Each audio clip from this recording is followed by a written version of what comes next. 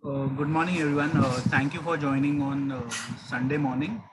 Uh, I express my thankful regards to Mr. Vijay Keval Ramani sir for accepting our invitation to Chambers Study Circle. Uh, Before starting with the VCM, I would like to give a short introduction for CA Vijay Keval Ramani sir. He's a CA by profession in practice for last 26 years, and he's a educated person, which can be seen from his education qualification, which goes as under. He's done a BCom, LLB, FCA, MBA in Finance, CMA from Australia, and ACCA degree from UK. He has also obtained certification in forensic accounting. He is practicing in the field of direct tax, appellate and fraud investigations, apart from the routine practice of startup industry. He has delivered various lectures and presented papers at various professional and other forums, including Rotary clubs, on a wide range of topics like fraud investigations, LLB, cyber crimes, budget, black money, income tax, to name a few.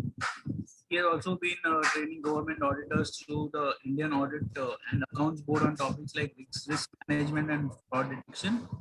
He has been invited to train government supreme auditors from Afghanistan on fraud detection.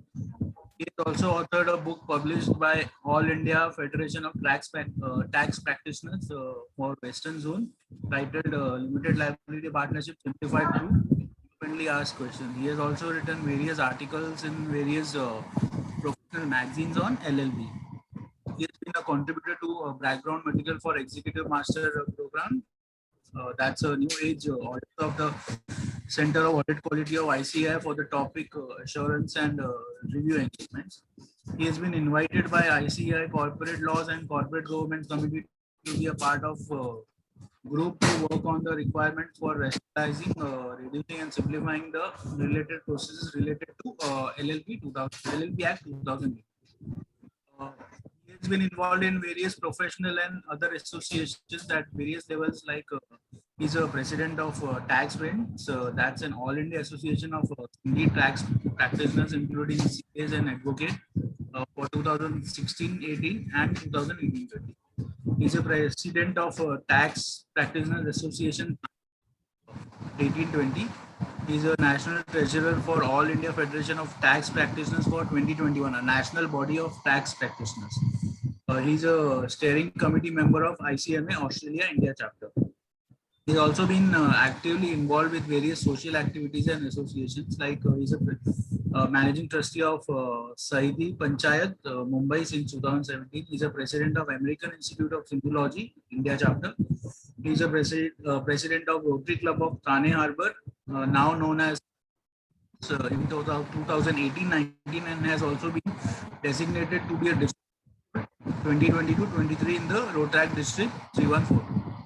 He is also taken as honorary member on three international Rotary clubs in various countries. So, with this massive achievements, I welcome CA Keval Ramani sir and all the members of Chambers Study Circle, including Shikha ma'am, deputy convener. So, over to you, sir. Thank you. Thanks, Pankaj. Thanks for the invite. Convener Pankaj, Deputy Convener Shikha ma'am.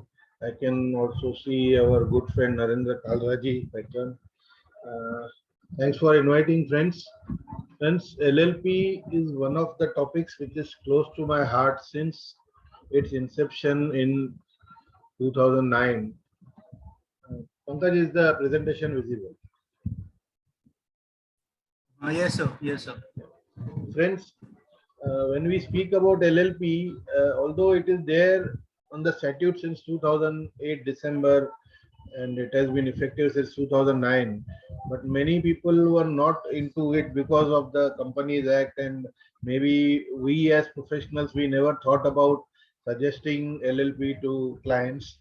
It was only when there were drastic amendments with the introduction of the Companies Act 2013, where there were so many compliances put in and the penalties became stringent, that people started looking towards LLP as something a worthwhile business model.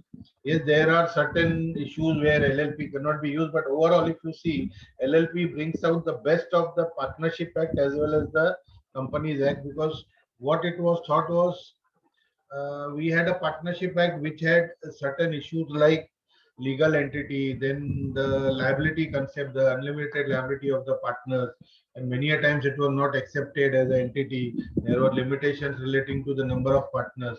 So because of this, partnership was not a viable model. And vis-a-vis, if you take the company, although it was a corporate entity, but the compliances were stringent. So SMEs and small enterprises, they found it difficult to run under the Companies Act. So they thought of coming with a midway, and LLP and then limited liability corporations across the globe. It is a norm and it is there since ages. You can say for years in Canada and across the globe, USA and other countries, Middle East and all. So the government thought that why not we also look into it. The professionals had a demand. So various committees were formed and ultimately Naresh Chandra committee in 2003 suggested that a limited liability partnership format be allowed for professionals. But then, as it happens in our country, it was suggested for professionals, the industry people came into being and they suggested to the government, why only professionals, why not the SMEs and other businesses? And then another committee under the leadership of JJ Irani was formed, and the JJ Irani committee gave a suggestion that yes, a new model can be suggested, LLP, which can be for all the SMEs and small and enterprises. So based on that, a bill was presented in the parliament, and then a limited liability partnership act was passed by the parliament in December 2008. So limited liability partnership 2008 came into being, and then the rules were notified on 1st of April 2009. So technically, the Limited Liability Partnership Act came into being, effect was activated with effect from 1st of April 2009. This is the brief history if we go into this LLP Act. Friends, in this talk, we will try to cover the nitty-gritties of the LLP Act, what features are there, what are the positives, what are the negatives, and we will also see certain comparisons vis-a-vis the company and partnership. And we'll also be looking at from the income tax point of view, what are the income tax effects on LLP, what are the FDI guidelines relating to an LLP, and at the end of the talk, I would also take you through some documentation part. Although if you see, the LLP Act is a very small act, but it doesn't prescribe any procedures for your maintenance of books, holding of meetings or accounts, audits. Nothing is mentioned. So based on my experience over the years, we have come out, I have developed a model which I will share in the last 10-15 minutes of the presentation, which may be helpful to you to guide your clients. So moving ahead, let us understand the salient features.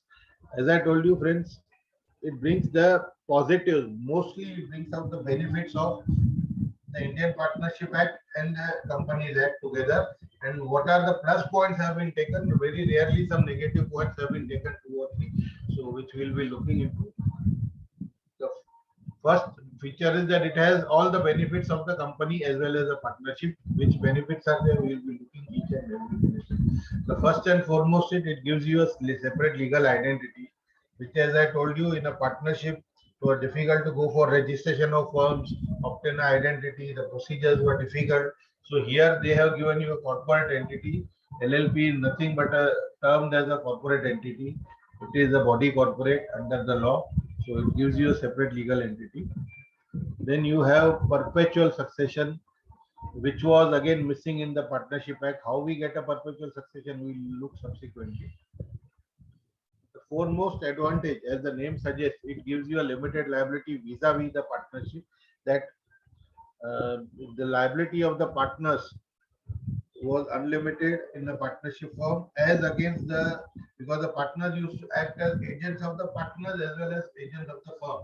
Here the partners act as agents of the LLP only, And if one of the partner does a mistake, then only his liability will go unlimited. The remaining partners are secured. Their liability will be restricted to the extent of their capital over their contributions in the partnership. There have to be minimum two partners, at least one Indian resident mandatory. Friends, if you recollect, LLP Act was the first statute in India which made such a thing mandatory, that you have to have one Indian resident mandatory, because this LLP Act was enacted in 2008, and in 2007 we had lot of vanishing company issues coming in. So the government got alert and they said that let us have one Indian resident who should be a partner, because whom to catch hold of, there were many vanishing companies. They could not trace the directors, they could not trace the shareholders. So this was a problem. So this was the first time it was introduced, and subsequently this amendment was there in the Companies Act 2013 also, because it was not there originally in the 56 Act. Then here you don't have a maximum limit of partners. Unlike in a partnership in a banking company, you have a limit of 10 partners. In a normal partnership, you have a limit of 20 partners. In a private limited, under the 56 Act, we had 50 shareholders, the maximum limit, and currently we have 200 shareholders, and there is no upper limit in case of a public limited company. Similarly, here there is no maximum limit on the number of partners. Individuals and body corporates can be partners. We'll look into this in a bit sometime. Then they introduce a concept of something called as designated partners. Friends, please try and understand that designated partners is not the equivalence of a director, which I think even the ministry had in the circular compared, which was a wrong comparison. When the DPIN, that is the designated partner identification number, was merged with the director's identification number, in that circular they stated that since the roles are similar to that of a director, so instead of giving two numbers, let us merge and the director's identification number would do. Technically that is a misnomer, as we would see later, that if actually if you explain the meaning of a designated partner to somebody, I can assure you that nobody would like to become a designated partner. Vis-a-vis a director, as people rush for becoming directors, and we have been encouraged to become independent directors on the board.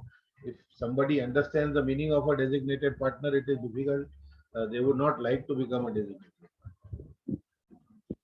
partners to be agents of the LLP and not each other, as I said. So this restricts the liability of the other partners, except the partner who does commit something wrong. Except his liability, the other's liability is limited. This is where your perpetual succession comes into being. At a time of 6 months is granted to admit new partners in case the number of partners go below 2. So in case there are two partners and one of the partner dies, so the number of goes below 2 in a partnership, normally it would end up in a dissolution, but they have allowed 6 months to the remaining partner, the partner who remains back, to add a new partner and continue the LLP. Thereby you get a perpetual succession. Audit of accounts, also leniency has been given. It is mandatory only if the turnover exceeds 40 lakhs and the capital exceeds 25 lakhs. So friends, you can see from this whole list that it has tried to pick up the benefits of the Companies Act and the Partnership Act wherever applicable, to create this act and give the maximum benefit to the people. We would look into individual aspects of the LLP. As I said, we will try and go into A to Z of LLP from start to beginning about the LLP Act. So first, let us start understanding, since it's a limited liability partnership, so the base has to be with the partner. So what are the partners? Let us try to understand. Minimum two partners are required because it has to be a partnership. So you have to have more than one person. At least one Indian resident is mandatory, as I had informed you earlier also. And this is the first time in a statute that it was put in. Then subsequently it has been added in the Companies Act and various other statutes in the country. And this was the sole reason was that to patch out of a person, because of these vanishing companies. Lot many people had just vanished in thin air, and it was very difficult to trace those people.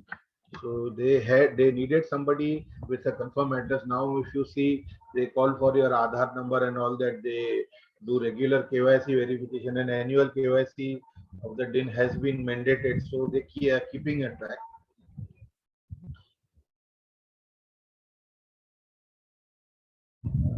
We have already seen, unlike in your partnership, 10 in case of a banking and 20 in case of non-banking, and a private limited company, you have a limit of 200 shareholders. Here there is no limit. Then let us try and understand who can become a partner. First and foremost is individuals eligible to contract. Friends, I repeat, eligible to contract can only become partners. Companies and LLPs. So basically, if you look at this, individuals and body corporate, no other party other than these listed, and companies and LLPs would include foreign companies and foreign LLPs, no problem, that is allowed. But it means that a AOP cannot become a partner, and HUF cannot become a partner, a trust cannot become a partner. So please take note. Unlike in a partnership, because what we normally do, just because it's a partnership and certain statutes, as we will see during the course of our talk, that they have treated LLP as a partnership. So people just do, even many mistakes that they do is they just pick up a partnership deed and copy it and show it as a LLP agreement. We'll see into that in detail. So similarly, that logic has been used here also. But technically, friends, only individuals or body corporates can be partners. No other entity, be it a AOP, be it a trust, be it a HUF, is eligible to become a partner in it as LLP. And who cannot become a partner, the disqualifications: a person who is of an unsound mind, a person declared insolvent, and a person applied for insolvency. So technically, if you see, as I said, individuals eligible to contract. So these are the disqualifications, that even if a person has applied for insolvency, he will not be eligible to become a partner. Not only being declared, but even if he has applied for insolvency, he cannot become a partner. Let us understand some comparisons between the partners in a LLP and shareholders in a company. So minimum two partners are required, minimum two shareholders are required for a private limited company, whereas for a public limited company, you need minimum of three shareholders, but here you need only minimum two partners. At least one Indian resident mandatory. This is common in both now. And then the limit on maximum numbers. Under the LLP, we have no limit. And a public limited company, we have no limit. But if you have a private limited company, the limit is of 200 members. Then basically, again, this is also important to understand. We looked into who can become partners. Only basically two categories: individuals and body corporates. Whereas shareholder, HUF can be a shareholder, a trust can be a shareholder, a AOP can be a shareholder. So there are not many entities who can become shareholders, but they are not eligible to become partners. So this is one of the differences over there. And then this is also important to understand the role of partners vis-a-vis the role of the shareholders. What, friends, normally the role of a shareholder is that to appoint the directors to run the show, attend general body meetings, and pass special resolutions as mandated under the Companies Act. Otherwise, the shareholders have basically no role in the management. Vis-a-vis, if you look at the partner in the LLP, every partner in the LLP by default has a manager until you specify otherwise. So once you become a partner, he becomes a managing partner by default, which we'll see how the act has given that role. So normally the management is done by the directors in a company, but whereas here every partner is a managing partner. So that's what I said. The designated partner is a misnomer. So there are certain issues with this, which we will look immediately after. So we come to understand the designated partners concept. As I told you that they needed somebody to hold responsible, like we have directors who do the management job. Here they have brought in a concept of designated partners, and designated partners mean they are designated only for a certain purpose, which we'll look into. You need minimum two designated partners to work. I don't know if they just had a compliance related issue that the designated partners are responsible for only certain roles. So why minimum two, that is still not clear, but yes, they need two designated partners. At least one designated partner has to be an Indian resident on the same lines of the partner. Who can become? Only individuals can become designated partners. Friends, if there are partner LLPs which are formed by body corporates, that is two companies coming in or two LLPs coming in or a company or LLP coming in, then they can nominate an individual to become a designated partner on their behalf. So technically, it is the designated individual who can become a designated partner. Now we look at the role of a designated partner. Designated partner, friends, as I told you, if you tell them the real meaning, nobody would like to become, because they have been assigned only duties and responsibilities. The first is are required to discharge all the obligations or compliances as required under the LLP. So the only role of designated partner under the LLP Act is to discharge all the obligations and compliances, nothing else. By default, until you specify something in your agreement, this is what the designated partners are supposed to do, unlike, as I told you, of a director who have a much bigger role. And then they shall be held personally liable for all the penalties levied on the LLP for contravention of provisions. And mind you, friends, the liabilities are not so simple. They go from a minimum of 10,000 rupees to a maximum of 5 lakh rupees. So you can imagine the risk that being a designated partner involves. That if your compliances are not done in time, then you are personally liable for all the penalties that are levied on the LLP, and then the designated partners will also have to pay that. And they also have, under the Income Tax Act, they are the persons who are required to sign the income tax returns. Now let us understand the basic differences between a designated partner and the directors. The roles played, as I told you, designated partner officially, as per the LLP Act, has only one role: to ensure that the compliances are done properly. If they are not done, they will be personally liable for the penalties. Vis-a-vis, if you look at the role of the directors, definitely they do that role also to ensure the compliances and is responsible for the liability, but they also have the role of a management. They manage the company, they take decisions on behalf of the company. And, they are the persons who appoint the personnel, they are the person who appoint the team to run the show. Whereas the designated partner doesn't have any such right by default. So this is a very important difference that you have to understand. Then duties and liabilities are practically the same, but in case of a director, there are additional duties to run the company properly, to ensure that there is no fraud, and to report properly to the stakeholders. So this type of a duty is not there on the designated partners, reporting to the stakeholders and ensuring proper functioning of the company. This is not the liability of the designated partners, whereas this is the duty and liability of the directors. Having understood the partners and designated partners, we come to one more part, that is the contribution or the share capital.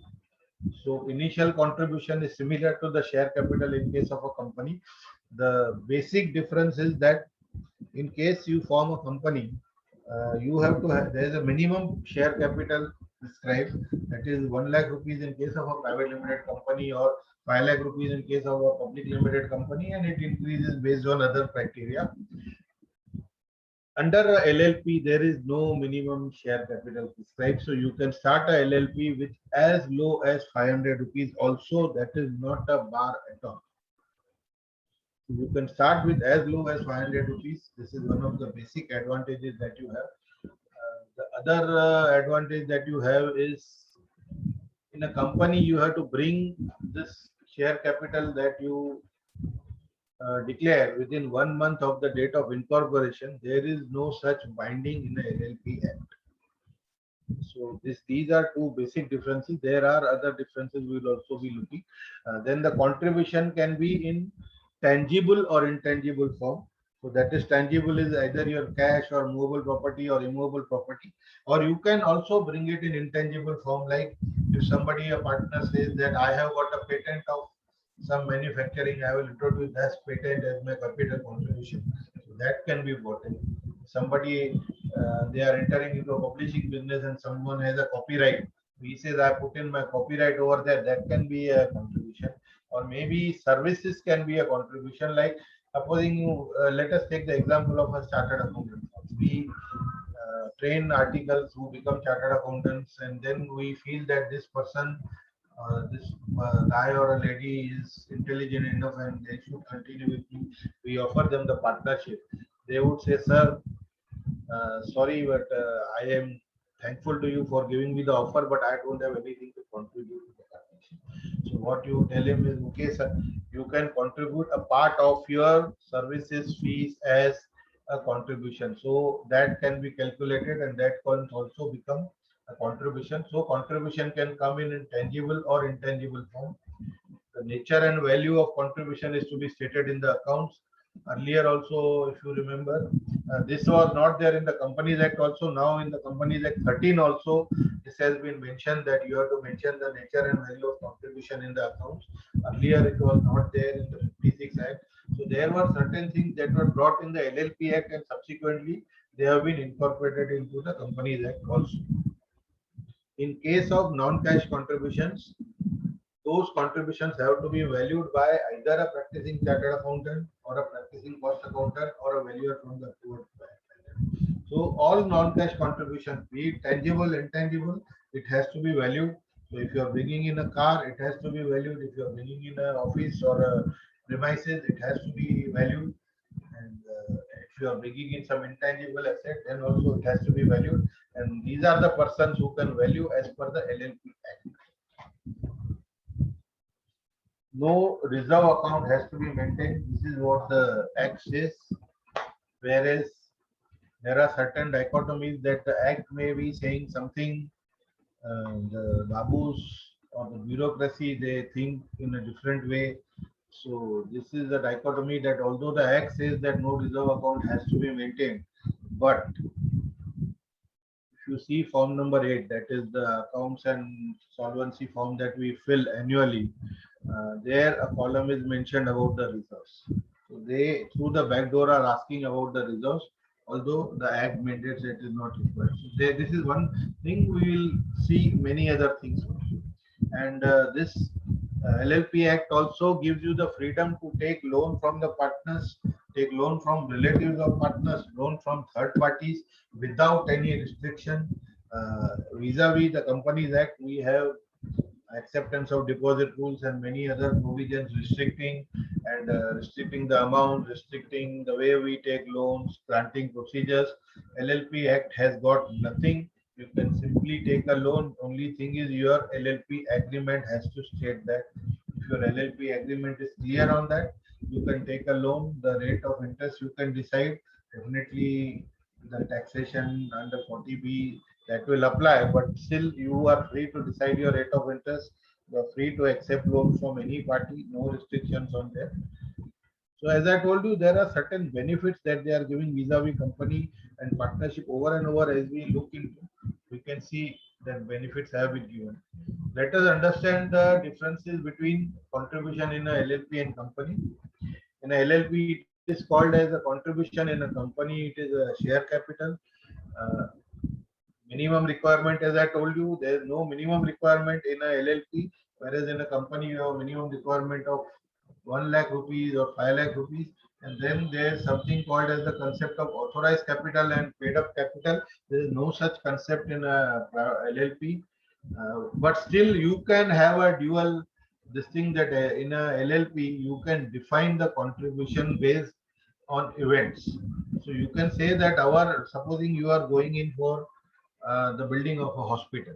So you can say that we are going in for a building of a hospital. The total contribution would be 2 crore rupees, but we would be bringing 1 lakh rupees at the inception. On the acquisition of the plot land, we will bring in another 50 lakh rupees. On the sanction of the loan, we will bring in another 10 lakh rupees. On the foundation, we will bring in another 20 lakh rupees. On the first slab, we will bring in so and so. So on and so forth. You can define event-based contribution and you can bring in contribution over there. That is not a bar at all. So although your total contribution will be 2 crore rupees, but they are not to be brought in day one, you can bring it and you can clearly mention it in your LLP agreement. This is the flexibility you need. We look into the agreement also and many points. The introduction period of the capital, as I told you, there is no minimum period like in a Companies Act. You have to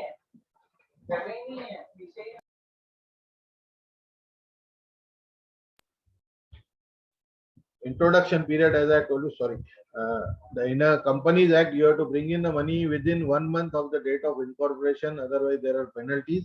Whereas this is not a case in case of a LLP. There is no such bar that you have to bring in on day 1 or 1 month or 2 months. That you can decide, and based on that, you can proceed. Now, friends, every organization to run, we need some guidelines. In a partnership, we have a partnership deed. In a company, we have a memorandum of association and articles of association. Whereas in a limited liability partnership, something called as a limited liability partnership agreement, which is there. So let us understand what is a limited liability partnership agreement. Friends, again, if you see at this, I'll tell you some dichotomy discrepancies between the thought process of the act and between two places in the act itself. There's a discrepancy and the thought process of the bureaucracy. Section 210 of the LLP Act defines LLP agreement as limited partnership agreement means any written agreement between the partners of the limited liability partnership or between the LLP and its partners, which determines the mutual rights and duties of the partners and their duties in relation to the limited liability partnership. So friends, what it says is any written agreement between the partners. Vis-a-vis, you check first schedule, which we'll look into sometime after this. The first schedule says that in case there is no agreement, then the provisions of first schedule shall apply. So you can see the difference here.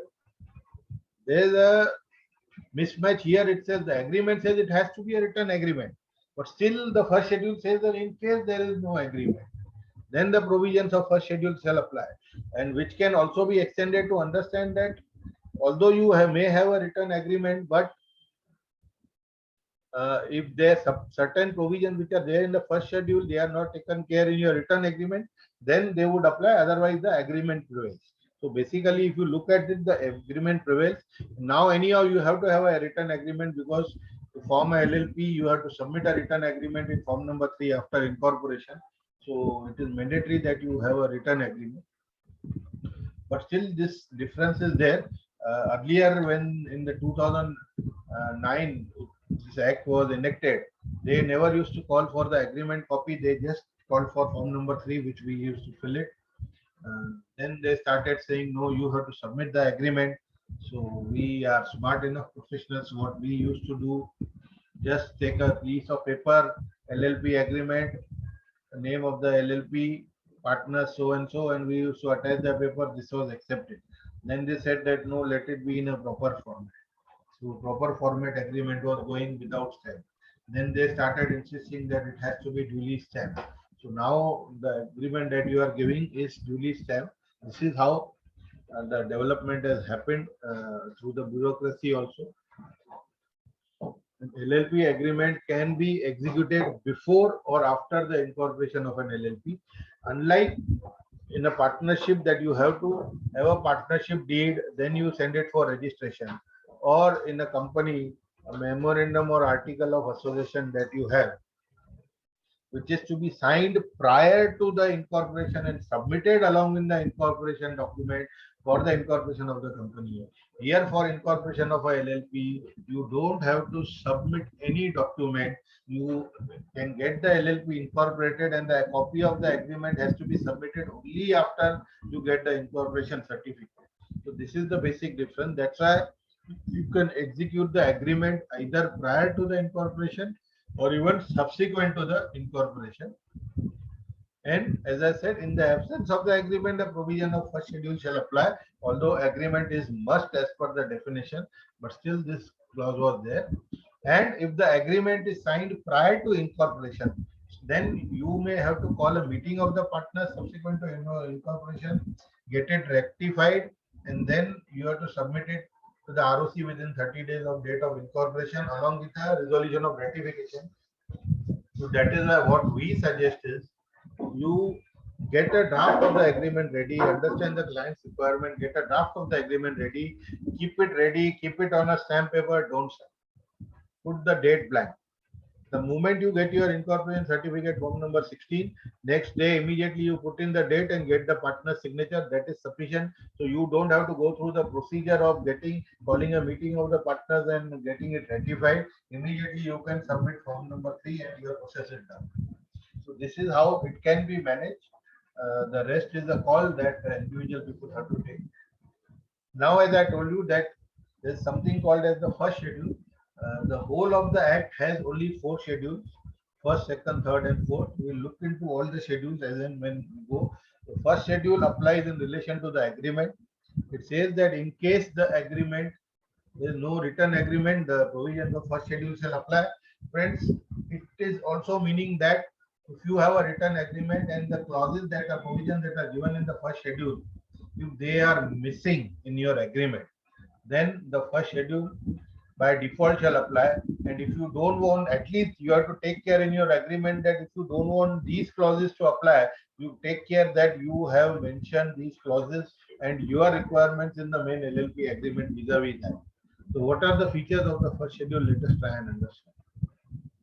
By default, all the partners are entitled to share equally in the capital as well as profits and losses.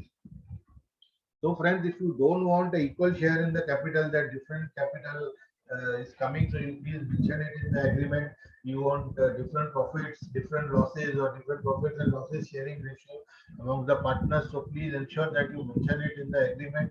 If your agreement is silent on this, then by default, it will be equal for all. Indemnity clause, anyhow, we normally advise that it has to be there, even if it is not there.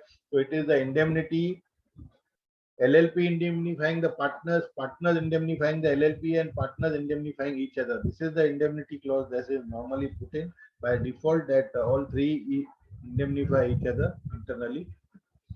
This is where, friends, I was saying that when we were looking into the role of the partners, all the partners by default are taking part in the management. Whether they are designated partners or not doesn't make a difference. The moment you are a partner in a LLP, you are right to take part in the management. So in case you do not want certain partners to take right in the part in the management, please mention in your agreement. We look into the agreement in detail, but this is just to highlight. Then technically, if you go by the LLP Act, no partner is entitled to remuneration. So you cannot say that my agreement is silent, but still I want to claim under income tax and I will pay remuneration. No, even in income tax also, in the partnership cases also, there have been judgments that until it is clearly mentioned in the partnership agreement, you are not entitled for remuneration. So under income tax also, it would not be allowed, but still you will have to mention in the agreement. Otherwise, by default, no partner is entitled to any remuneration. No partner can be introduced without the consent of all the partners. So to introduce a new partner, you need a consent of all the partners. Friends, I repeat, all these clauses are by default. If you want to change it in your agreement. Nobody is stopping you. The agreement will prevail. It is very clear law that the agreement will prevail in case of a LLP, and the first schedule will only come into being if your agreement is silent on any of these points. All the decisions with the majority of partners consent. Minutes have to be recorded within 30 days and all decisions recorded. Although the LLP Act doesn't give you any procedure for conducting a meeting or recording the minutes, but still it has given a hint that it should be there within 30 days. Render true accounts, non-compete clause, by default it comes, even if you don't mention in the agreement. Partners cannot be expelled by majority unless prior agreed. So partners can be expelled only with the consent of all the partners. But then, as I said, you can devise your own this thing. Disputes to be referred to the Arbitration and Conciliation Act. These are the features of the first schedule. Please take note that you ensure that if you don't want any of these clauses to apply, these items relating to these clauses should not be silent in your agreement, and you should say something. And now we'll look at the agreement. I will, friend, just give you the checkpoints, the important highlights, what should be there in an agreement. They are not mandated. There is no preset format of an agreement, but this is just we suggest that what should be the format of an agreement. As I told you, this I would like to tell you that this is the most flexible document you would get to do anything. You just think of anything and you can write it as long as it is legally valid. Excuse me.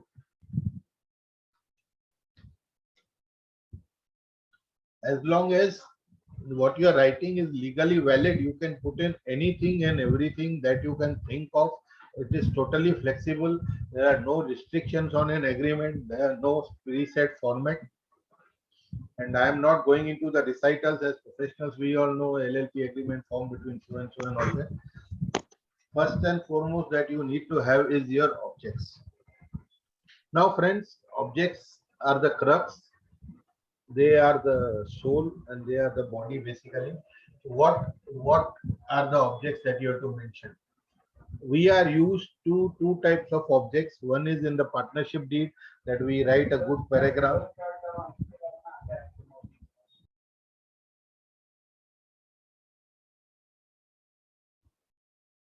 We either write a good paragraph of the objects, and then in the second line we write and or any other objects as the partners will mutually decide. We are used, as I told you, I have seen many people coming to me, just cut paste a partnership agreement deed and say that, sir, this is my LLP agreement, please wait it for me.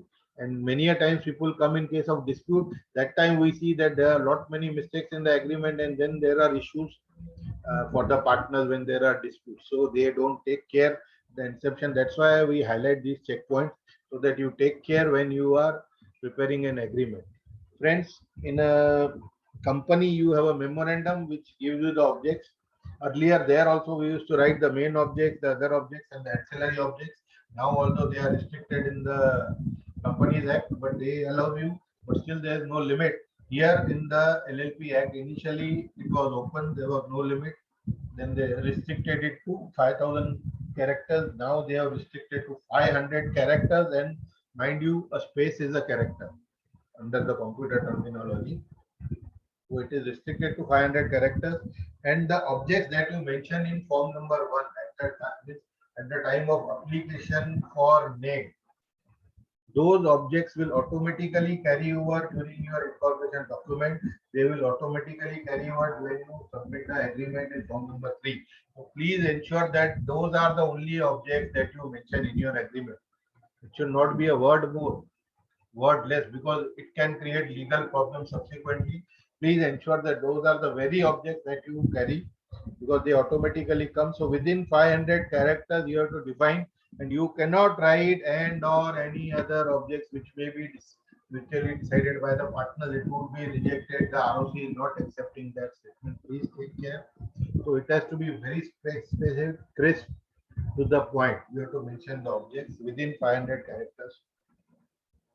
Then you have to write the registered address. You should write, even if you it gives you the flexibility to, if you want to have a communication address which is different from a registered address, that also can be done. Form number 12 has to be filled in and submitted to the ROC with details of that address.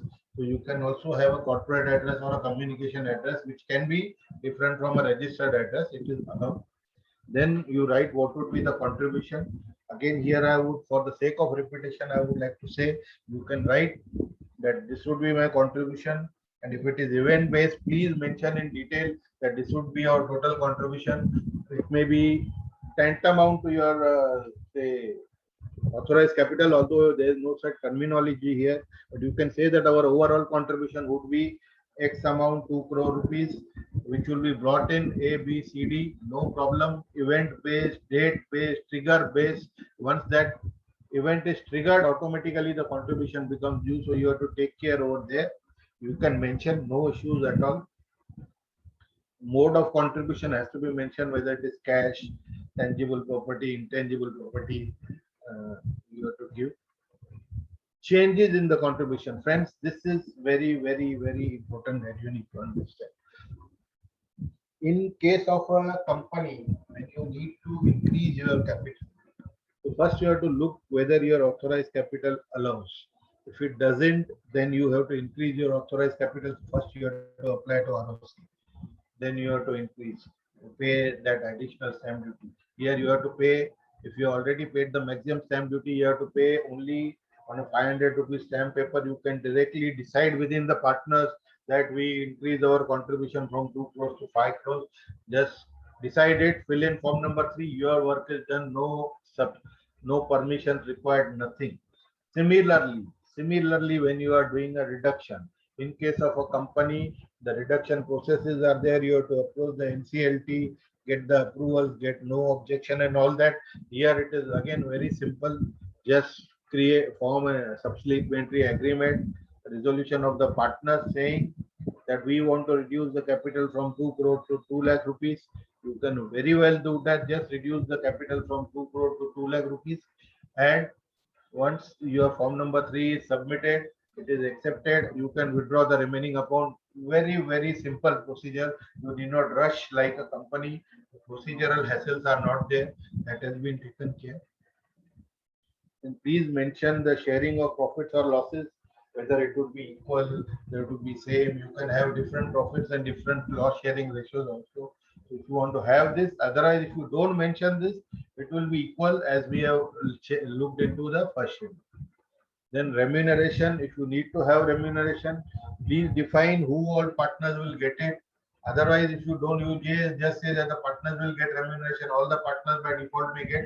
And here I would just like to point you, please don't mention, as we do in a partnership, remuneration would be as per section 40B, 90% of the amounts up to 3 lakh rupees and 60% of the remaining amounts above 3 lakh rupees. Please, friends, don't do that. You have to mention, quantify the remuneration. 40B has sufficient safeguards to ensure that no double taxation is there. But please quantify that X would get 25,000 rupees, Y would get 1 lakh rupees. Please quantify your remuneration in the LLP agreement to avoid future disputes. Designated partners, their rights and obligations. Obligations to you know what is there, but if you want to give them rights, you want to say that designated partners would be the manager. So please mention here. Otherwise, until you mention here, the designated partners only have a role of a liability, which we have understood earlier. If you want to give them some rights, some benefits, you need to mention it in the agreement very clearly. And here you can even give rights individually by designated partners. Supposing you got 2 or more designated partners, so you may say that X would have these rights, Y would have these rights, Z would have these rights, B would have these rights. You can clearly write. There is no bar on that. You need not have general this thing. Nobody is stopping you. As I said, this is the most flexible document. Similarly, the rights and obligations of partners. So here also, if you have 100 partners, you can write individual partner rights and obligation if you want. That this partner would have this right, this is his obligation. Friends, we also have done agreements that where we are doing for big ticket projects, like supposing creating a hospital or maybe a building project. I'll just take an example of a building project. So somebody is bringing in finances. So he would be only concerned with his money because he is bringing in partner finances and he's becoming a financing partner. Although there is no such term as a financing partner. So there he would say, I am not interested into the day-to-day management. You look at it, but I would like to have a veto on certain decisions which affect the project, like getting loan or transferring rights and all that. So you can very well mention over here that in case of these decisions, so and so partner would have a right and he would have the first right and all veto. You can clearly mention, no issues on that. The remaining will look after the management. That way you can mention. So it is the most flexible document. You can plan it, you can decide it, and you can accordingly word it, draft it, and use it. Then rules and regulations relating to your admission, retirement, expulsion or death. You have to decide on death whether you want to take the legal hairs or no. Procedures for admission, procedures for retirement, procedure for expulsion. If you don't mention, then for admission you would need the consent of majority, and for expulsion you need the consent of all the partners. If you don't mention it over here, because then the first schedule comes into being if your agreement is silent on these parts. Then in LLP also they allow you something like assignment of financial interest, like we mortgage our shares, assign our shares in a company. So here also, if your agreement permits, you want to do an assignment, otherwise no. If your agreement permits, the LLP Act allows the partner can assign his financial interest, but yes, the partner can only assign his financial interest. So the assignee has to follow the procedure. You can mention the procedure of assignment, how it has to be intimated to the LLP and all that. And once that is noted, the assignee cannot just come in and say that I want to also take part in the management on behalf of the partner. No, he only has a right in the financial interest. That is, he can only know the financials and the profit that he is concerned with. He cannot take right till the right in the management will be of the original partner, and that right is not transferred to the assignee. Only the financial interest is transferred. That has to be taken care. Then, as I said, the Companies Act defines procedures for various meetings, the board meetings, AGM, general body meetings, and so on and so forth, committee meetings, audit committee meetings, everything. Here, there is no procedure defined. They just say if case you need to do a meeting. They are not even written that you have to do a meeting. But technically, for major events, you may have to do a meeting. At least once a meeting in a year has to be done to at least approve the accounts. So you will have to do the meeting. So please define your procedures, how a meeting will be called, how a special meeting will be called, what is the quorum, who will issue the notice, how the notice issue, everything you can define, and then how the minutes will be recorded. It is all up to you. There is no binding under the act. Total flexible. If you don't mention this, no issues. The only thing is, whereas and when you have a meeting, the minutes have to be recorded within 30 days as per the first schedule. If your agreement is signed, please take care on that. Then you can take loans from partners and other this thing. No, nothing to worry about the acceptance of deposit rules and other issues. We have discussed this earlier. You can have a non-compete clause at your option. Although even if you don't have it, is already there by default. But you can here. It is better that you put in. Then you can define the non-compete that the existing partner of non-compete of existing partner or a partner who's leaving, whatever you want to do it in a geographical area within a time limit, whatever you can think out mutually, you please mention it over there and safeguard it. Similarly, banking you can mention if you want to have a fixed bank, the procedure of banking, joint account, single account. If you don't want, you can keep it silent, but you can still mention over here how the banking will be conducted, how the accounts will be maintained, how the audit will be done, whether audit will be done, because under the act, audit is mandatory only in case your turnover is above 40 lakhs or your capital is about 25 lakhs. Still, you can say that audit will be there from day one, and the procedure of appointment of auditor can also be mentioned because the act is silent, unlike in the Companies Act. You have the whole procedure laid out, acceptance, then you have to intimate the ROC about appointment. No such procedure is here. You can define, it is very flexible. And if you want to put in certain restrictions on the partners, you are free to put in the restrictions on the partners that A will do this, B will not do this, and all that. It is totally free. Then the procedures of amendment to the agreement. There is no such procedure mentioned in the Act. Like in the Companies Act, we have procedures to amend the articles, a procedure to amend the memorandum. Here, no such procedure is given. So you have to define the procedure if at all you want to define. Otherwise, for amendment, normal partnership meeting is sufficient. But still, if you want to have a special procedure, please mention the procedure, how it will be amended with majority, 75%, 80%, 2/3 or 100%, that you can mention over here. Indemnity clause, as I told you, it has to be a three-way indemnity normally. That is LLP to the partners, partners to the LLP, and partners to the partners individually, indemnifying each other. Winding up clause you may write. Then resolution of disputes. If you don't mention it, it automatically goes to the arbitration under the Arbitration and Conciliation Act. But if you want to have a different way of resolution, subject to court jurisdiction, subject to so and so jurisdiction, whatever you want, subject for consensus, you can please mention it over here. And as I told you earlier also, the agreement will prevail over there. And then there can be certain ancillary clauses. Supposing it is converted from a firm or a company, so that you can mention. Other restrictions, if you want to put it, if you have thought of it, other than what we have discussed, because these were the basic points which we suggest that they should be there in an agreement. Over and above whatever you want to put in, as I told you, it's a flexible document. You can add anything subject to the condition that it should be legally tenable and legally valid. So this is, friends, in relation to the agreement. Now we come to the stamp duty on an LLP agreement. So stamp duty, again, if you look at the Stamp Act, in Maharashtra Stamp Act, they do not have LLP as a separate entity, and they treat LLP at par with the partnership. So whatever stamp duty is payable in case of a partnership deed is payable over here. That is 500 rupees for every 50,000 rupees of contribution, subject to a maximum of 15,000 rupees.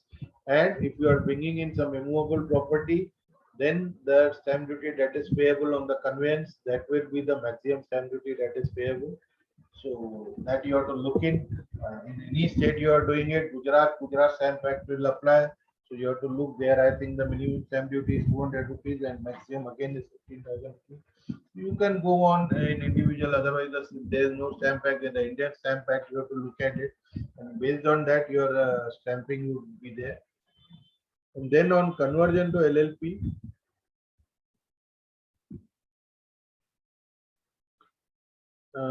there technically, if you convert a firm, there is no issue at all. But the issues arise when you convert company to LLP.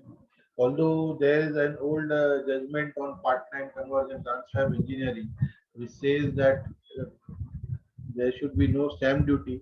However, many a time stamp duty authorities are creating problems. So what you can do is you can submit these documents for adjudication to the stamping authority, and based on their satisfaction, you can, if you are able to satisfy them that it is the same thing, it will not a problem. Or many a times, if you have a this all issue arises only if you have a immovable property to do, then you can explain it to them if they are satisfied. Otherwise, many a time they charge you at a concessional rate that they charge your family, that is 2% to 3% instead of the full 5% stamp duty.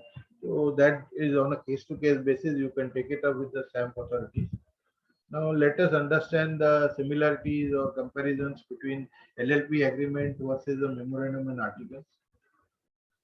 Memorandum and article, basically the contents are defined, how you go about the process is defined, the formats are defined. Whereas in a LLP agreement, there is no preset format, there is no consent defined.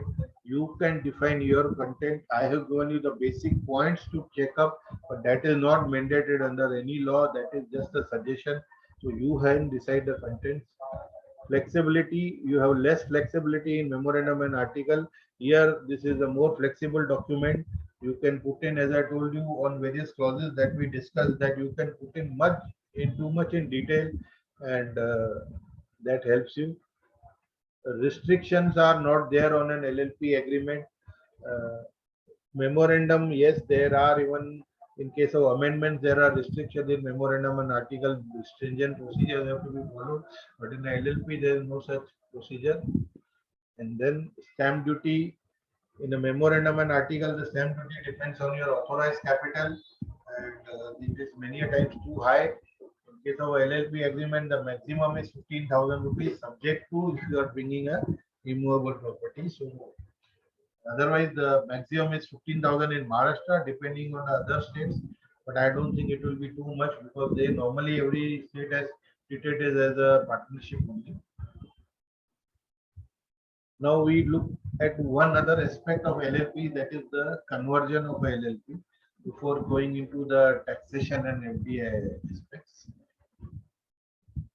So a firm can be converted to LLP, or a private limited company can be converted, or a unlisted limited company can be converted.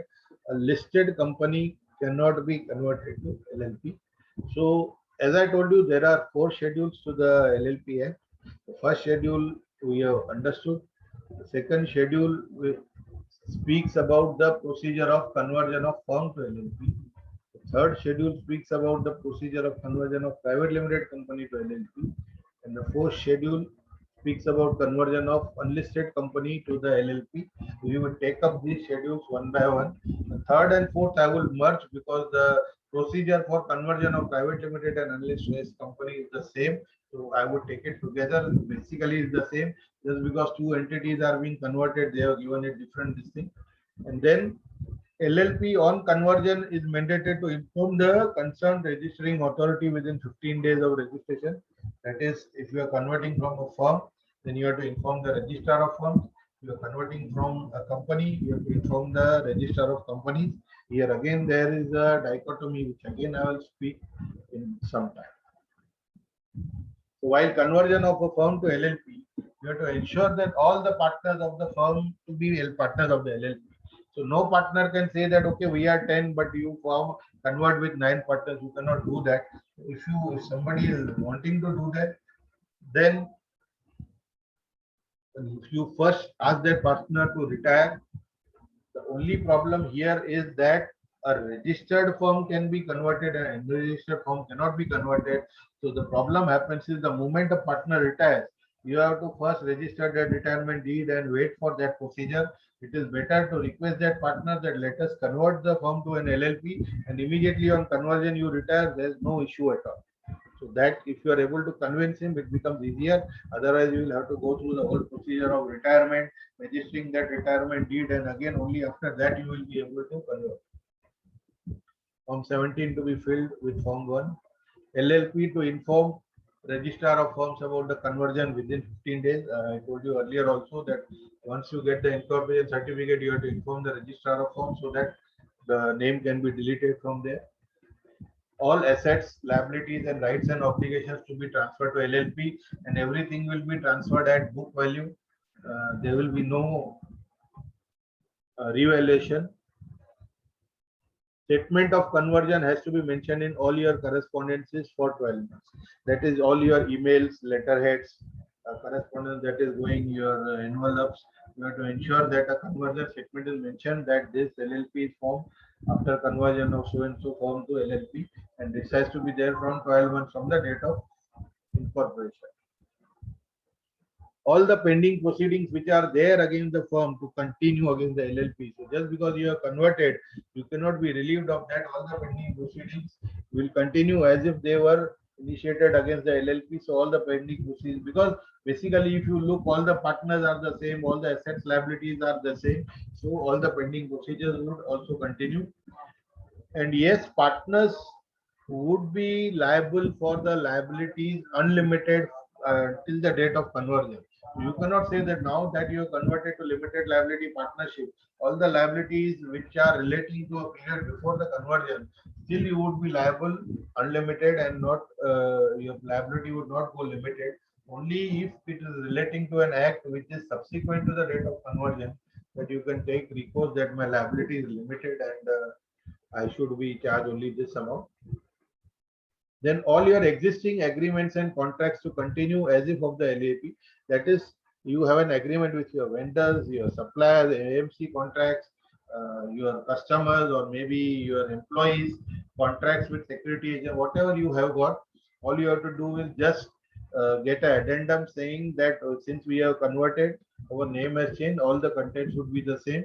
You do it, and all the existing agreements would continue as if the LLP had signed them. Now let us go to the conversion of private limited and unlisted public company. As I told you, I am merging the provisions of third and fourth schedule here because they are similar. Here also, all the shareholders of the company have to be partners of the LLP.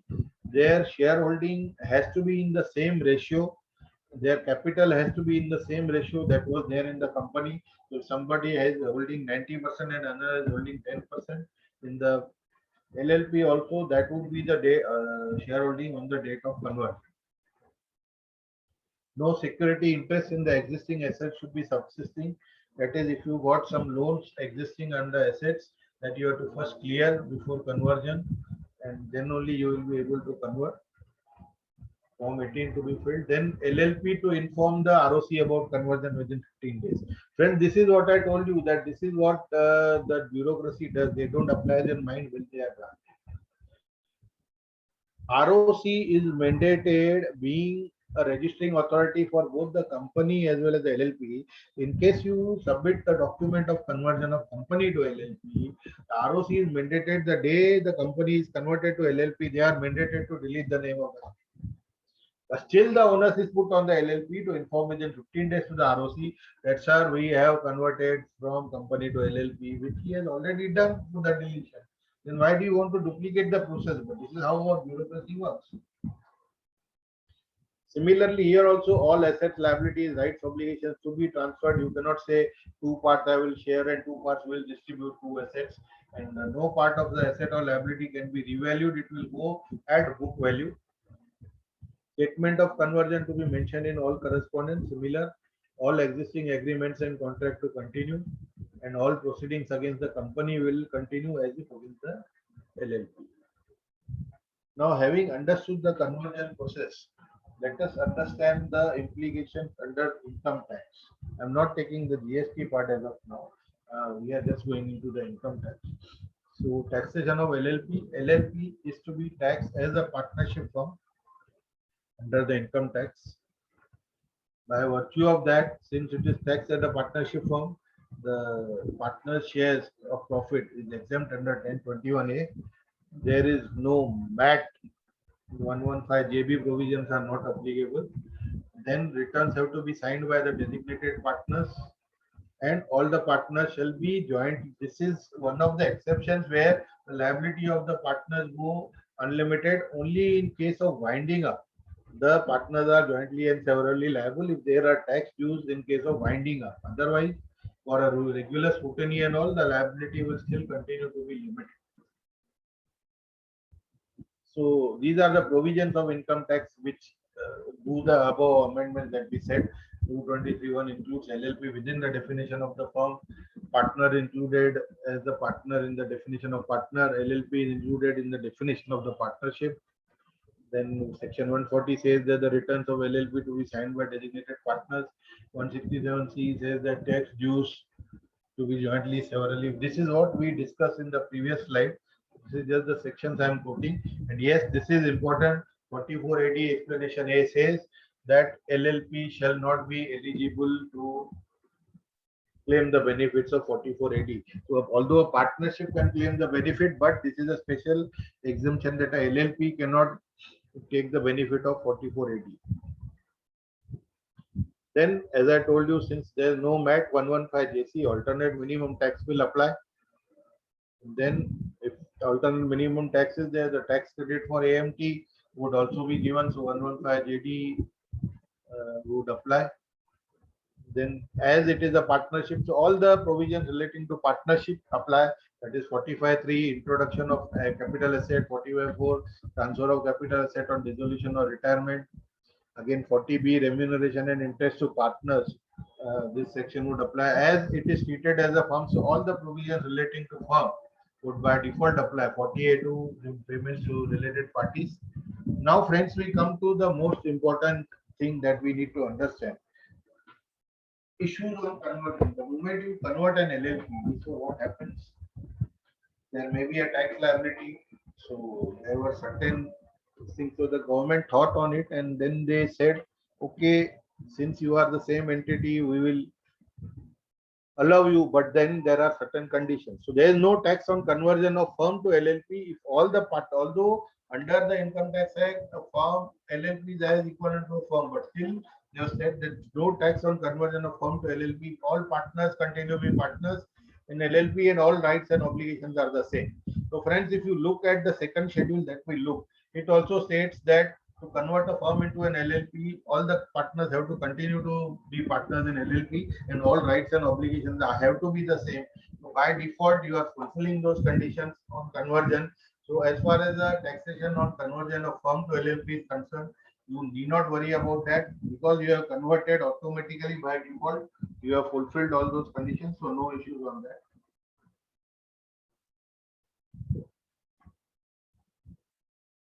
No tax on conversion of LL company to LLP. Then they said that okay, on conversion of company to LLP, will not charge you tax subject to the conditions in 4713B if you are fulfilling those conditions. What are those conditions, friends? We'll look into it. There are 7 conditions put in.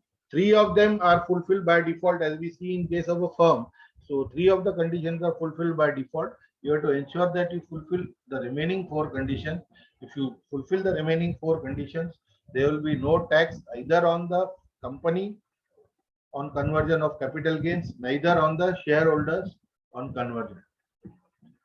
So 47(4) has been added to state that in case 4730B is not complied, the amount of profits and gains arising from transfer of capital assets or intangible asset shall be deemed to be profit and gain of the successor LLP. So there are certain conditions which are to be followed for 3 or 5 years.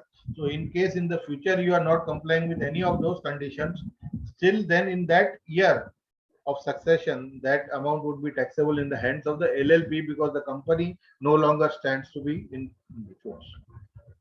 So what are the conditions? All the assets and liabilities of the company immediately before conversion become assets and liabilities. This is one of the conditions mentioned in Schedule 3 and Schedule 3rd and 4th schedule. So you are fulfilling by default, need not worry about that. All shareholders of the company immediately before the conversion become partners of the LLP and the contribution and profit sharing ratio in LLP are in the same proportion. Again, 3rd and 4th schedule takes care of this. You need not worry about that. By default, fulfill the moment you convert. As I told you, 3 of the 4 conditions are by default fulfilled. You need not worry about that. The shareholders of the company do not receive any consideration or benefit directly or indirectly. Again, this is the condition which is there in the 3rd and 4th schedule that you cannot take out any asset, you cannot give any benefit, you cannot revalue the assets. So this condition is also fulfilled. So these are the 3 conditions you need not worry about. The thing is that you have to look into is the remaining 4 conditions. Aggregate of the profit sharing ratio of the shareholders of the company in the LLP shall not be less than 50% at any time during a period of 5 years. So when you are after conversion up to 5 years, you have to ensure that the shareholders who are converting, they hold at least 50%.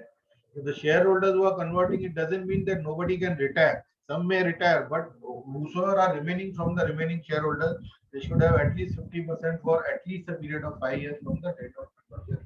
If you don't, in any year, if you go below 50%, that year, that whole amount of tax which you have saved would be liable to tax in that particular year. This is a very tough condition and they are not willing to change it. Although now since the ICA has been given a mandate to give suggestions for simplification of LLP Act, which we are doing, and I am one of that committee, one person of that committee. So we are in the process of giving suggestions. So we'll so give this suggestion to increase this turnover of 60 lakhs is given that you should not have a turnover of 60 lakhs in any of the 3 previous years. It doesn't say average. It says in any of the 3. So in year 1, if you have got 70, year 2 you got 50, year 3 you got 40 lakhs, you still cannot convert. In all the 3 previous years, your turnover has to be less than 60 lakhs. Friends, just take note, it doesn't mean you cannot convert. You can convert, but the point is the company will be liable for taxation and the shareholder in his hands would also be liable for taxation. These conditions does not mean that you will not be eligible to convert. You are eligible to convert because conversion is based on the procedure defined in the third and fourth schedule of the LLP Act and not on the Income Tax Act. This is the seventh condition that was put in. Initially, there were 6 conditions. Total value of the assets of the company as per books of the accounts in any of the three previous years should not exceed 5 crores. Friends, this was again done because one of a big companies, they converted on a single day many companies into bulk, into LLP. So to stop that, but the damage had already been done. As we all know, the bureaucracy wakes up later based on the tax planning that is done by many big corporates, and then they make amendments. So this is one of those amendments which was thought of later and it came later. And then the last and important condition is no amount is paid either directly or indirectly to any of the partner out of the balance of accumulated profit for a period of 3 years from the date of conversion. So if you got reserves and surplus in the company prior to conversion, which you convert and it technically goes into the partner's hand in the profit sharing ratio, but they cannot withdraw. It can remain there at least for 3 years. They cannot withdraw. After a completion of 3 years, they can withdraw. So you have to take care that these are the 4 conditions you have to look into, and if you are able to fulfill it, you are free from taxation. What is the effect of conversion under the income tax? Section 32 has been amended to say, and this is logical also, that the total depreciation claimed by both the pre-converted entity and the post-converted entity cannot exceed the depreciation allowable for the year. So if you have claimed 50% in first half, then you cannot claim more than 50% of the depreciation. That is there. Then 49(1) has been amended. The cost of acquisition of the successor LLP shall be the same as the cost of acquisition of the predecessor. As they have stated that everything has to be transferred at book value, the rights and obligations have to be the same. Assets and liabilities have to be the same. So the cost of acquisition also they are allowing you for the purpose that it should be the deemed of the predecessor company.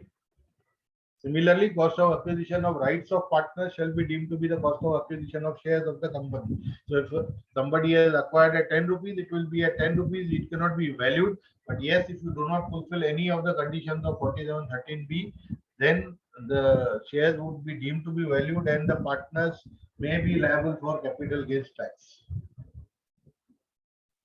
Then 115JAA7 has been instructed that if you got MAT credit pending, then you will not be eligible for carryover of MAT credit under the LLP.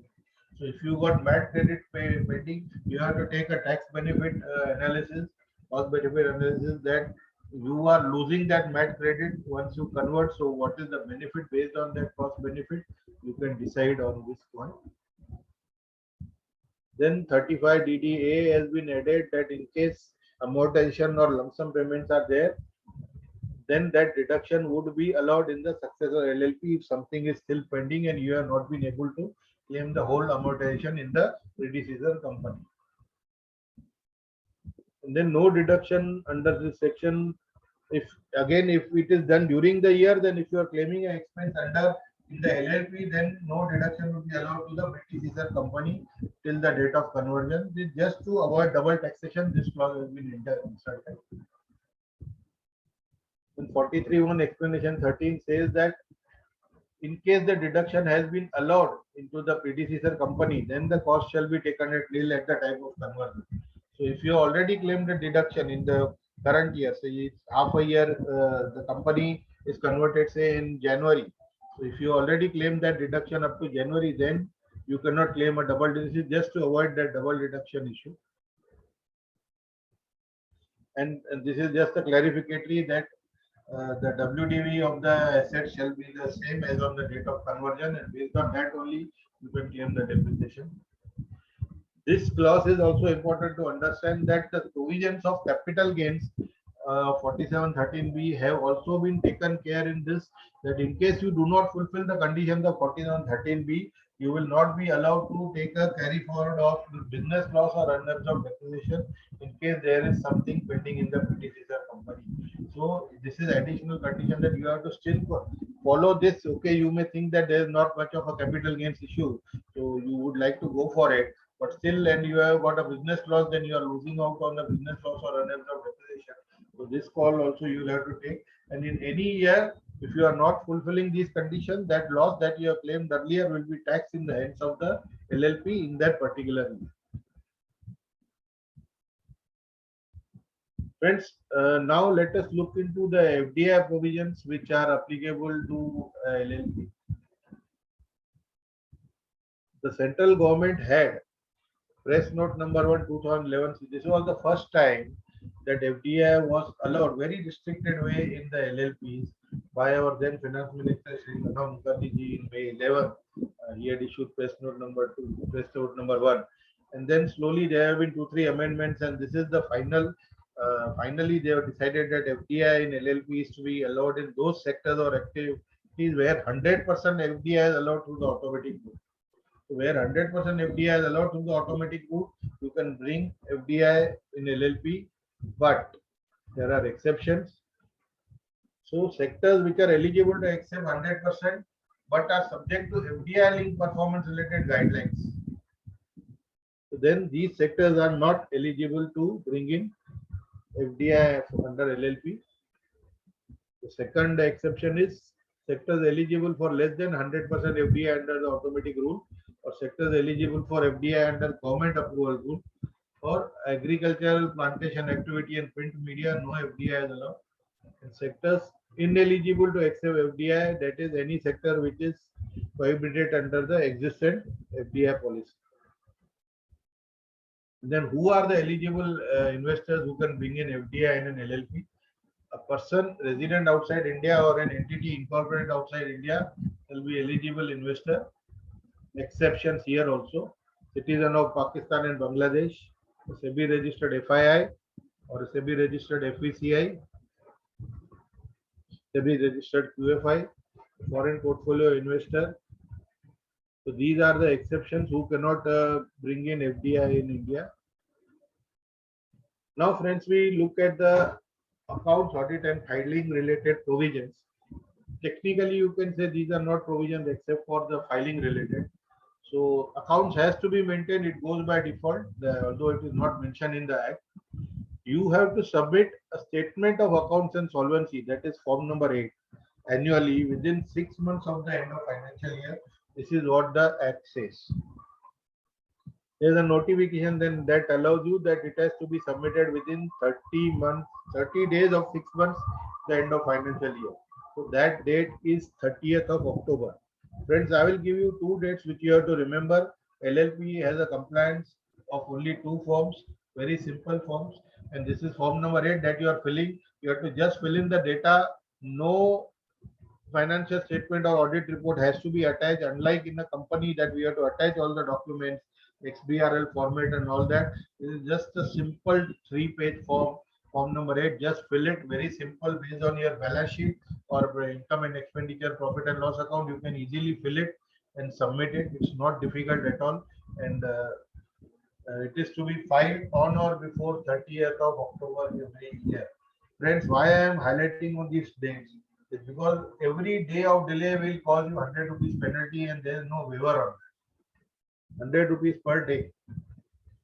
Please take care. Apart from the other prosecution and penalty proceeding, but this is the bare minimum that you end up paying. So supposing on instead of 30th October you pay on 31st, you will be asked to pay 100 rupees per day of default. 1 year if you delay, it is 36,500.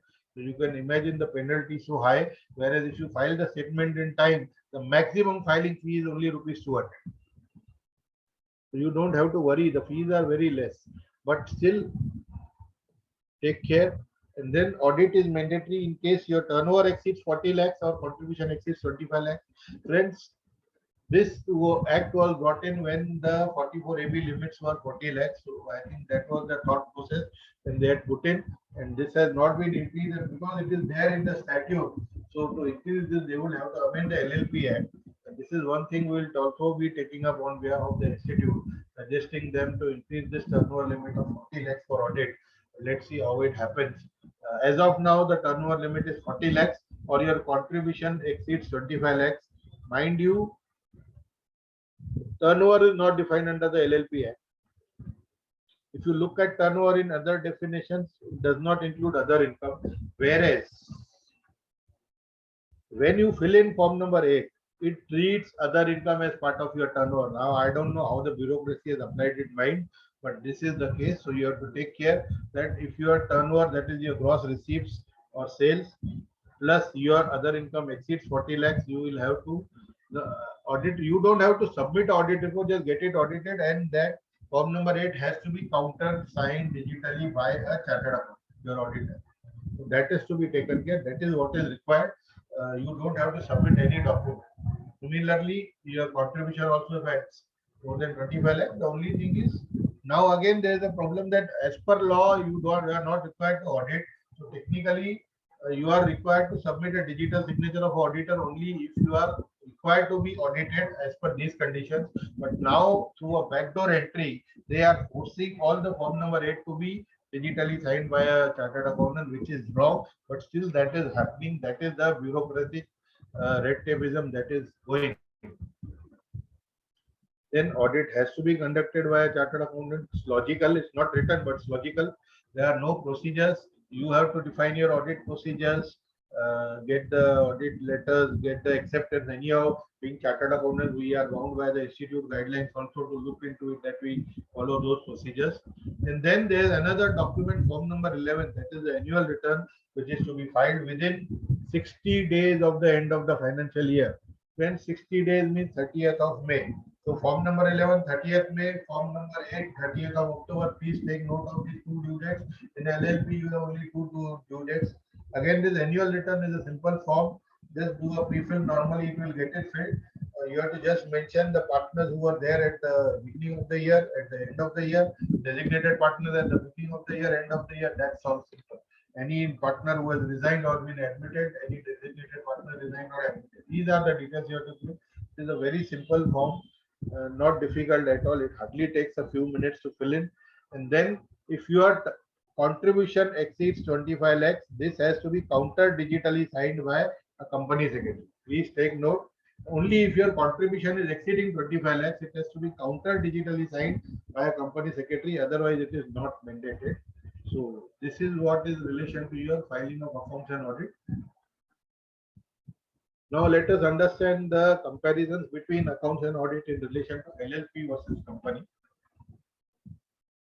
Statutory requirement, there is no statutory requirement in a LLP and for accounts, but in a company there is a statutory requirement. You have to maintain account, you have preset formats, schedule 2 and all. Earlier there was schedule 6, so we have been given formats for P&L, balance sheet, notes, whatever we have to do.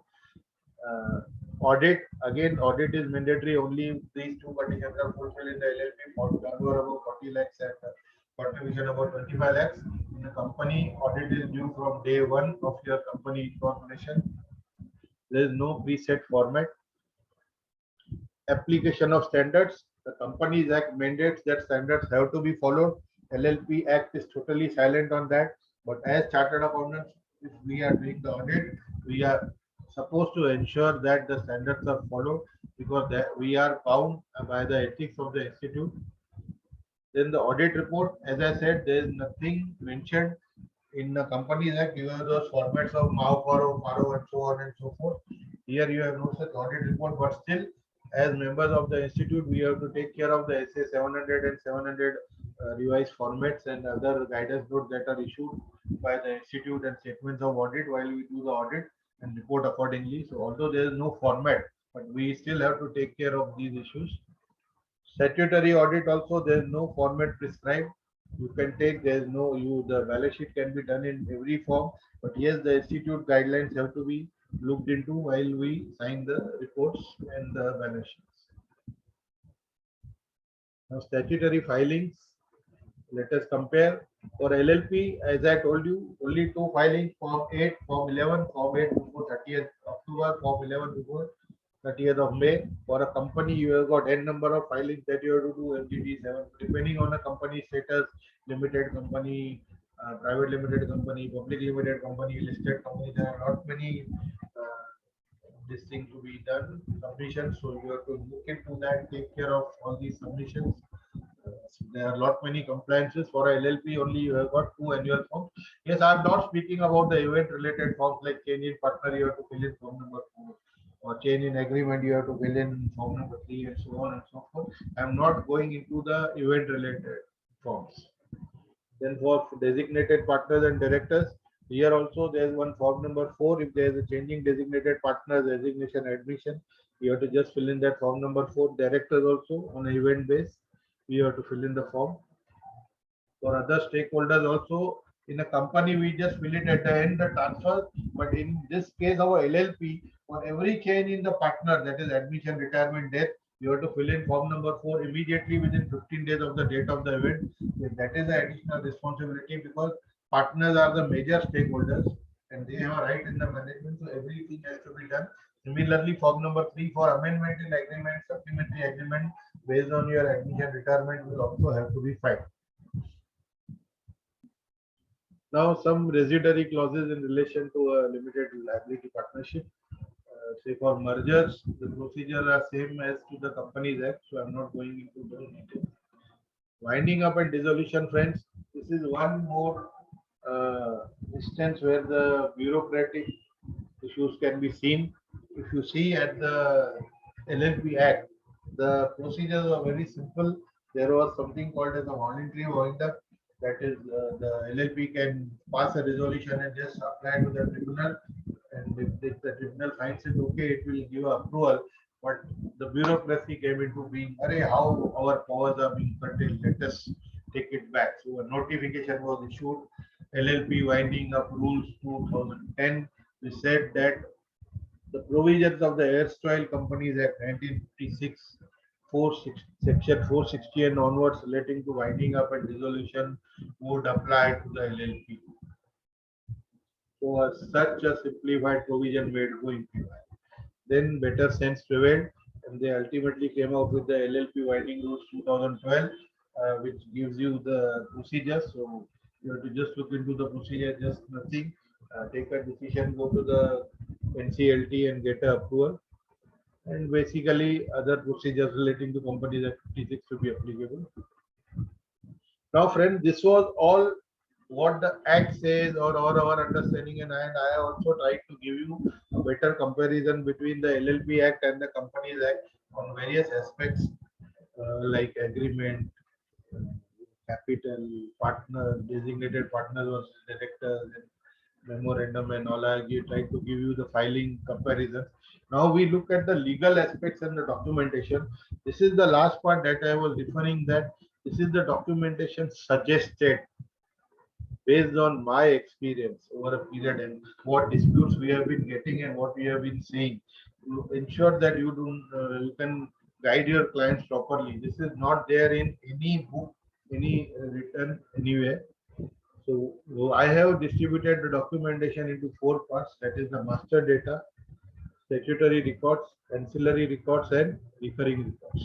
We look each of this in detail.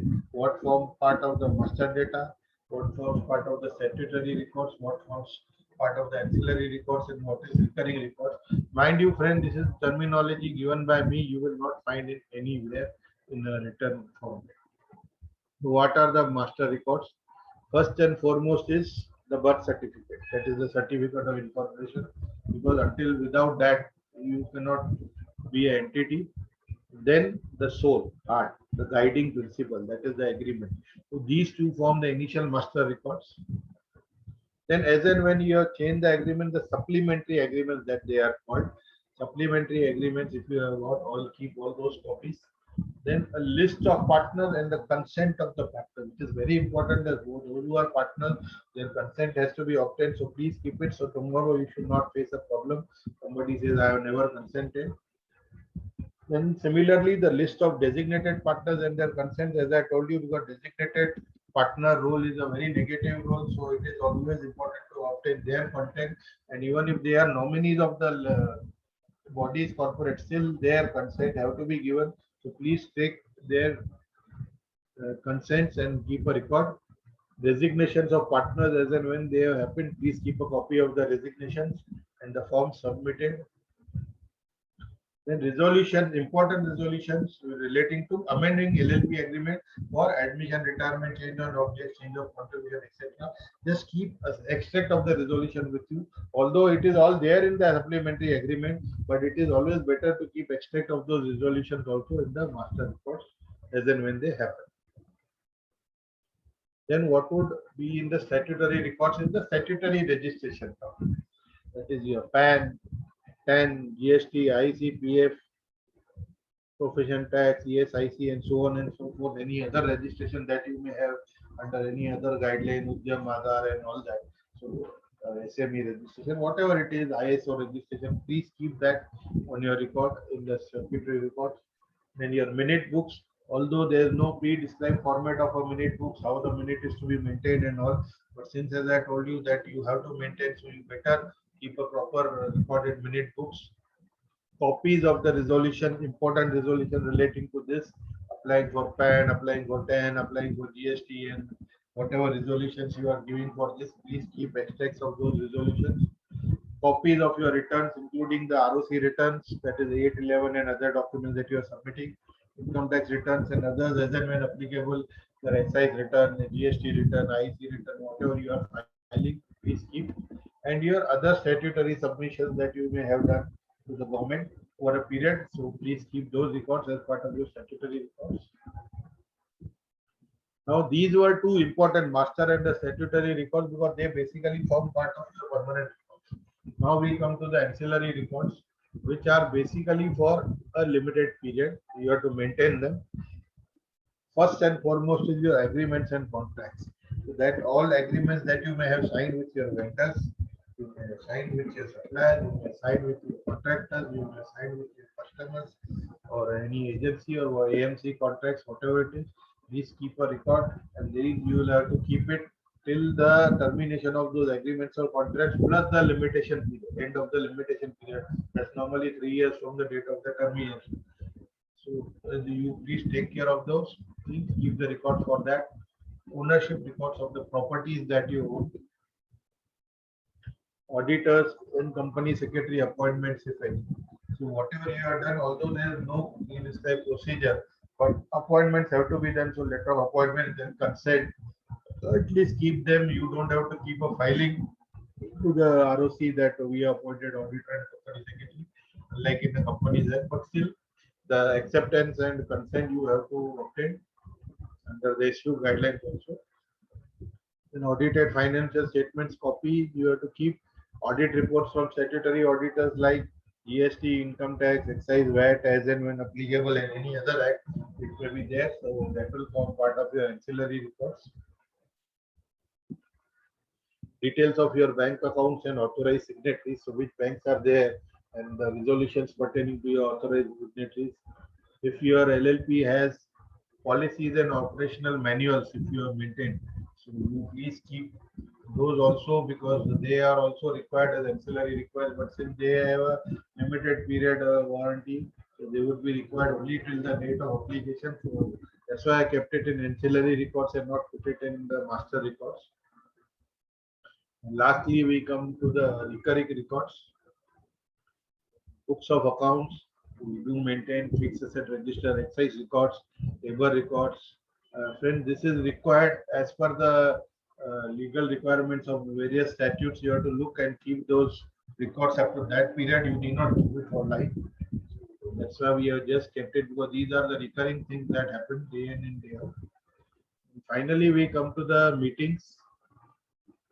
Please define the procedure in your agreement. The procedure for conducting of meetings, procedure for calling meetings.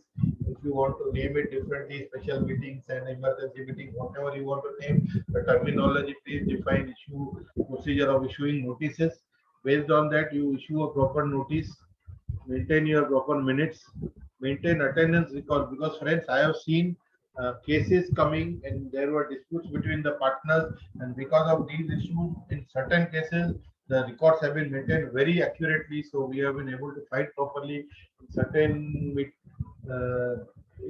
cases, the records were not at all kept properly, so it became difficult for even genuine cases to be found. That is why I keep on harping and I give you the details. And lastly, we go to the statutory obligations in case of a LLP. That is ROC. We have only two: annual return, that is Form 11, and statement of solvency to be filed. Nothing more is to be filed. Yes, event-based forms I am not looking into because they are based on events, if at all they happen. And your income tax, including returns and audit, GST and allied laws, excise and all, including returns and audit.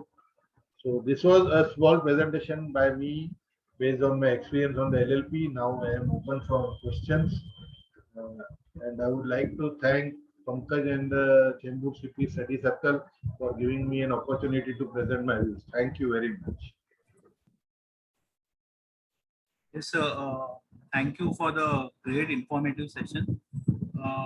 So we have a few questions. Yeah, Pankaj. From Sonal ma'am. If form for increase and reduction of capital not filled, then what will be the penal provision if stamp duty is paid maximum which is applicable? Form for not filled, I didn't get the query itself. Which form is to be filled? Increase and decrease in capital. So which form is to be filled? Sir, increase and decrease in capital. Madam, you have to just get a supplementary agreement and fill in form number 3 within 15 days. That's all. If you don't file, there is 100 rupees penalty per day. Okay. Okay, sir. Next question from Mr. Sudhir Naik, sir. Whether at the retirement or admission of a partner anytime during the year, is it necessary that deed has to be prepared? Mere filing of form number 13 for retirement, is that enough compliance under LLP Act? Along with form number 13, you have to fill in form number 4 for retirement of a partner and a supplementary agreement form number 3. Supplementary agreement has to be signed with the 500 rupees stamp paper, and it has also to be filled in form number 3. Thank you, sir. There's one more question. Can the continuing partner sign a continuation deed at the start of the next year and incorporate the retirement or admission rather than have a separate deed for retirement or admission? No, you have to sign a supplementary agreement for every retirement or admission that takes place.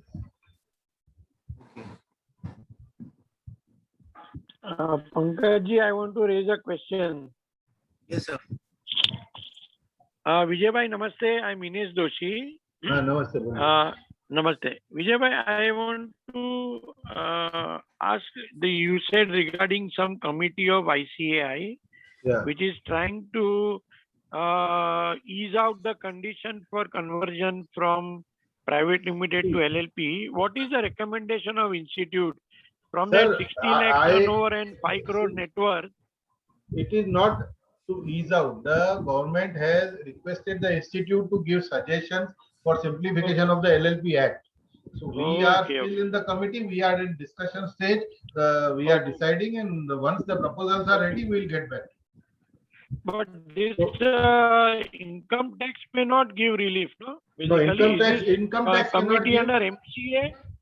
No, it is going under MCA. The LLP Act will be modified. Perfect. Okay.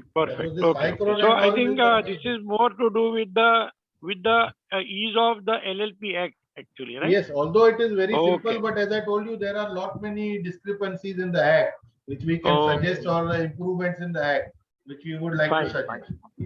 Okay, perfect. Okay. Thank you. Very much. Any more questions from the members, please? Yeah, I have a query. In case of there is in LLP there are two partners, A designated partner and B normal partner. And in case of there is a GST fraud, and can we intimate to the department GST that and department levies the penalty of rupees 10 lakhs suppose. Can we intimate department that fraud has occurred by designated partner A and B should not be liable for the payment of 10 lakhs or whatever amount is there? What difference does it make if it is a designated partner or a regular partner? And there has to be minimum 2 designated partners. You cannot have 2 partners and one can be designated and one cannot be designated. Both will have to be designated partners. If there are 4 partners and 2 are designated, so liability will be there by all the 4 partners or 2 only? See, again, I am telling you, if you are doing it, then if your agreement says that the designated partners are responsible for the management, then only you can hold them responsible until you prove that a single partner is done. Just because he is a designated partner doesn't mean he has a right to management. His only role is compliance. Designated partner has got no special right like a director to manage the company. So liability will be on all the 4 partners. Until clearly proved that a single partner has committed a fraud. Okay. But that is between the GST would definitely charge all the partners, and then the partners can internally take it between themselves. Okay, thank you. So, any more questions?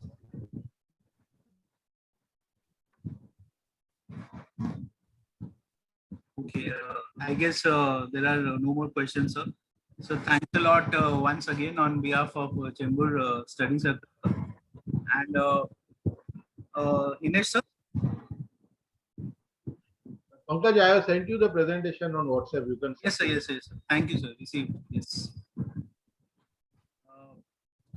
Vinod sir or Inesh, sir, anyone active, please?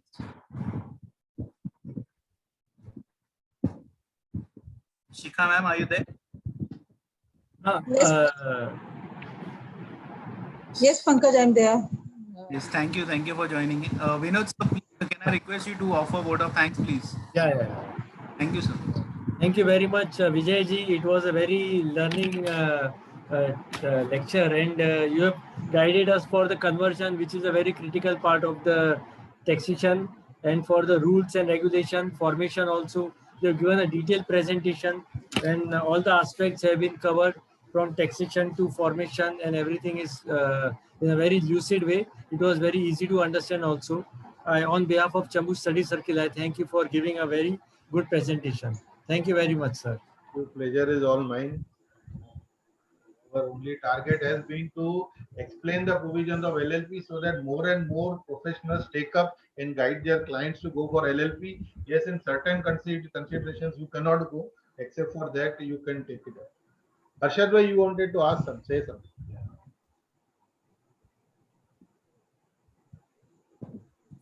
Yes, Arshad sir.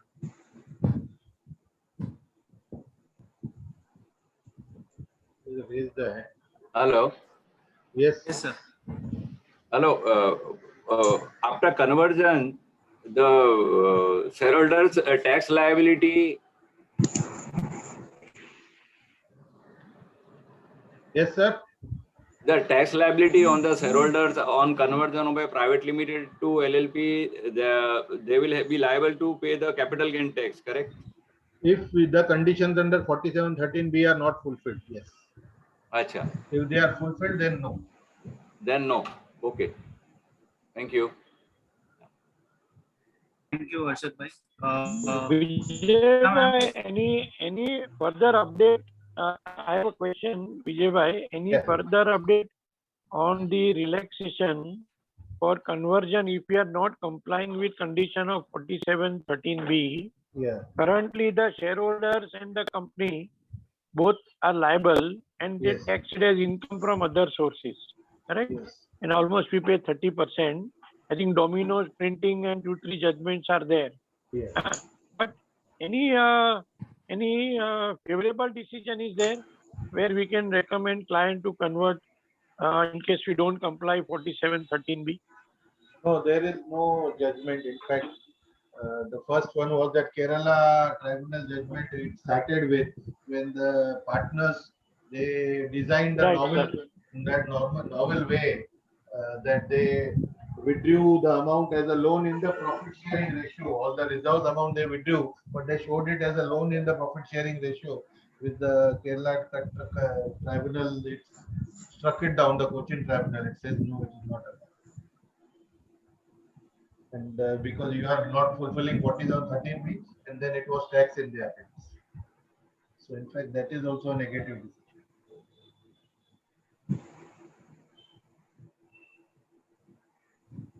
Okay.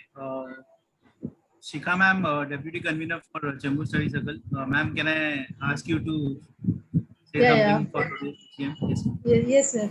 Thanks, Pankaj, for giving me the opportunity. Thank you, Vijay sir, for giving this presentation. Very nice and very interactive session. Very helpful for the members because it is helpful from the point of view when practicing CA will will be convert as a LLP, or they will advise their clients for conversion point of view from taxation and other things. And you have covered each and everything from the point of conversion agreement point to be noted in the agreements. So these were very important things. I think we don't get these things in the books. And the slide which you shared for the records, that was very nice and very helpful. So once again, thanks from the Chembur Study Circle for giving this lucid presentation. Very helpful for all our members. Thank you once again, sir. Thank you very much. It's my pleasure to be amongst you, and I would like to Very helpful. thank Pankaj and the management of Chembur CP Study Circle for giving me this opportunity to present my views. Thank you very much. It's our pleasure to have you here. Thank you, so sir. much. Thank you, all the members.